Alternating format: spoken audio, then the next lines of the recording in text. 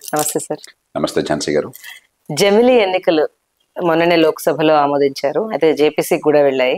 అసలు ప్రతిపక్షాలు నార్మల్గానే వీటి గురించి వ్యతిరేకిస్తున్నాయి. ఇవి ఎంతవరకు ఇది రాజ్యాంగబద్ధమా, లేకపోతే నిజంగానే ప్రాంతీయ పార్టీలను అణగదొక్కడానికి ఏదైనా తెచ్చిన ప్రత్యేకమైన బిల్ అంటారా? మీ ఉద్దేశం ఏంటి? ఝాన్సీ గారు, మన దేశంలో ప్రతి అంశాన్ని రాజకీయ కోణం నుంచి చూస్తున్నాం. పరిస్థితి ఎట్లా వచ్చిందంటే, అసెంబ్లీలో కానీ పార్లమెంట్లో కానీ సూర్యుడు తూర్పును ఉదయిస్తాడు అని ఒక పార్టీ అంటే ప్రత్యర్థి పార్టీ వెంటనే బెబ్బే తూర్పును ఉదయించుడు సూర్యుడు అని చెప్పే పరిస్థితి వచ్చింది. అట్లా కాకుండా మనం ప్రతి అంశాన్ని నిశ్చితంగా పరిశీలించాలి. వాస్తవాలు, తర్కము, ఏ ప్రయోజనాలు ఆశిస్తున్నామో ఆ ప్రయోజనాలు ఏ మేరకు నెరవేరుతాయి, ప్రజాస్వామ్యం ఏ మేరకు దీనివల్ల బాగుపడుతుంది లేదా నష్టపోతుంది, అలా ఆలోచించాలి తప్ప పార్టీలు పక్కన పెట్టదు. అందుకని ఏ ప్రతిపాదన వచ్చినా కూడా వెంటనే దాన్ని గందరగోళం చేయడం నాకు ఇష్టం ఉండదు. ఏమి లక్ష్యాలు దీనిలో సాధించదలుచుకున్నది? ఒకటి, తరచూ ఎన్నికలు వస్తుంటే ఖర్చు ఎక్కువ అవుతుంది, పాలనా యంత్రాంగం గందరగోళంలో పడుతుంది, సమయం అంతా వృధా అయిపోతుంది, పరిపాలన మీద దృష్టి పెట్టకుండా మనం ఎలక్షన్ మీద దృష్టి పెడుతున్నాము, తాత్కాలికమైన తాయిలాల అవసరం పెరిగిపోతుంది. ఇది ఒక ప్రధానమైన వాదన చేస్తున్నది.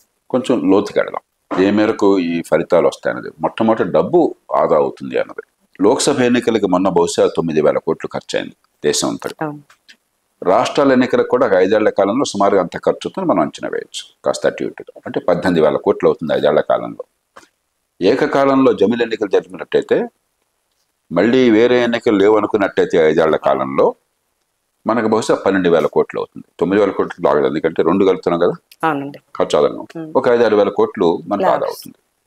నేను చాలా పొదుపరిని కాబట్టి ప్రజాధనాన్ని ఎంత పొదుపు చేసినా కూడా సంతోషమే. కానీ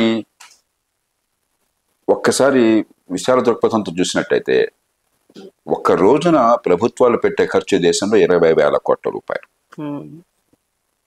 అంటే ఒకరోజు ప్రభుత్వాలు పెట్టే ఖర్చులో 3వ వంతు ఖర్చుని మీరు 5 ఏళ్లలో ఒకసారి ఆదా చేస్తున్నారు. కాబట్టి ఇది పెద్ద అంశం కాదు. ఖర్చు తగ్గుతుంది, దీనివల్ల పొదుపరితనం వస్తుంది, ప్రజాధనం వృధా కాకుండా కాపాడుతుంది చెప్పింది.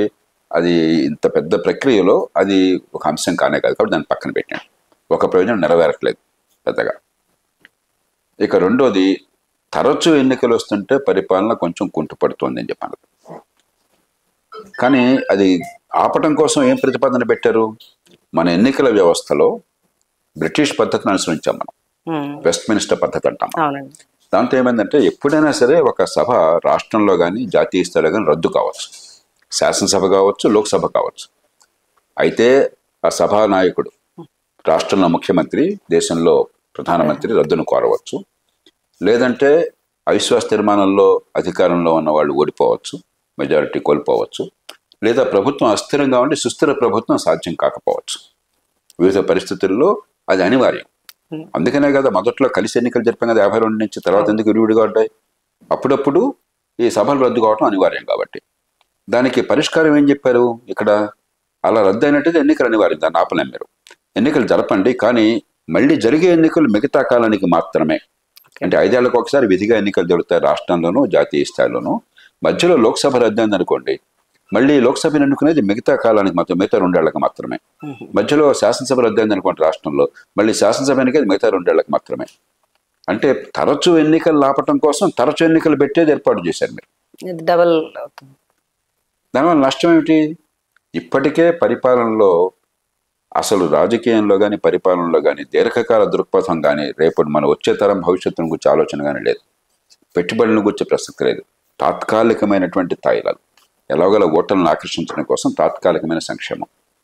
ఇలా శాసనసభనో లోక్సభనో మీరు 2 ఏళ్లకే ఎన్నుకున్నారు అనుకోండి, ఇలా మధ్యంతర ఎన్నికలు వచ్చినప్పుడు, అంటే ఇంకా 5 ఏళ్ల సంగతి ఎవరు ఆలోచించరు, భవిష్యత్తు గురించి ఆలోచించరు. మళ్ళీ వచ్చే ఎన్నికలు వస్తున్నాయి కాబట్టి గ్యారంటీగా 2 ఏళ్ళకి వస్తాయి కాబట్టి ఎట్లా కొట్టే ఎన్నికల గెలుపు కోసం జనాన్ని ప్రసన్నం చేసుకోవడం ఎట్లా అని చెప్పిన ఆలోచన ఉంటుంది.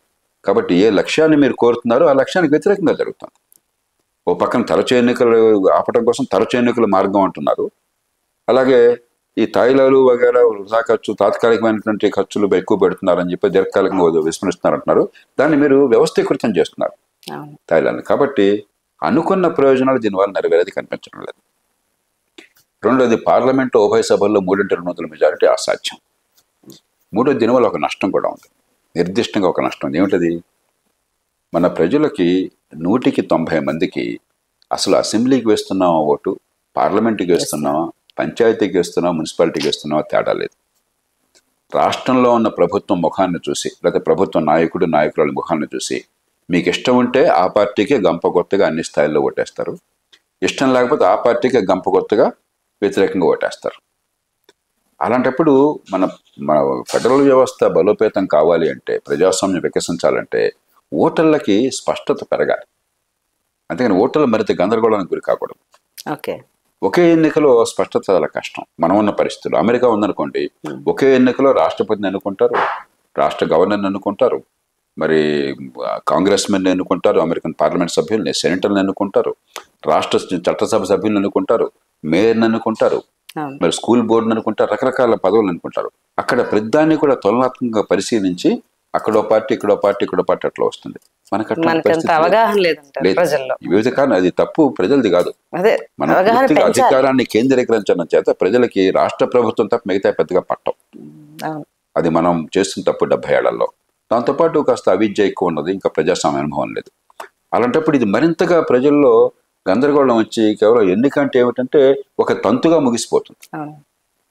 ఇస్తున్నామా వాయనం, పుచ్చుకుంటున్నామా వాయనం అన్నట్టుగా, గుడ్డెత్తి చోలబడ్డట్టుగా ఎన్నిక జరిగిపోతుంది. కానీ ఎన్నికల వల్ల మనం ప్రభుత్వాన్ని సరిగ్గా అంచనా వేయటం లేదు. ప్రజలు అర్థం చేసుకుని నా ఓటు వల్ల నాకేం జరుగుతుంది, ఎందుకు నేను ఓటు వేయాలి, ఏ స్థాయిలో ఏ ప్రభుత్వం ఏ పని చేస్తుందో అర్థం కాకుండా ఓటేస్తే ఈ తికమక కొనసాగుతుంది. ప్రజాస్వామ్యం పరిణతి మరింత తగ్గిపోతుంది. అంచేత దీనివల్ల లాభం కంటే నష్టం ఎక్కువ నా దృష్టిలో. ఇక కొంతమంది ఏమనుకుంటున్నారంటే ప్రధాన పార్టీలకి, బీజేపీ లాంటి పార్టీలకి లాభం వస్తుంది దీనివల్ల. లాభం ఏం రాదు.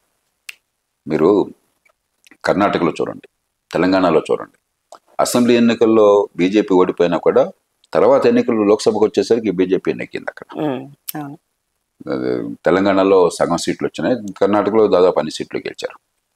అలాగే మీరు మహారాష్ట్ర కానీ హర్యానా కానీ చూసినట్టయితే లోక్సభ ఎన్నికల్లో బీజేపీకి నష్టం వచ్చినా కూడా ఒక 6 నెలల్లో సరిదిద్దుకుని మళ్ళీ లాభం సంపాదించగలిగారు.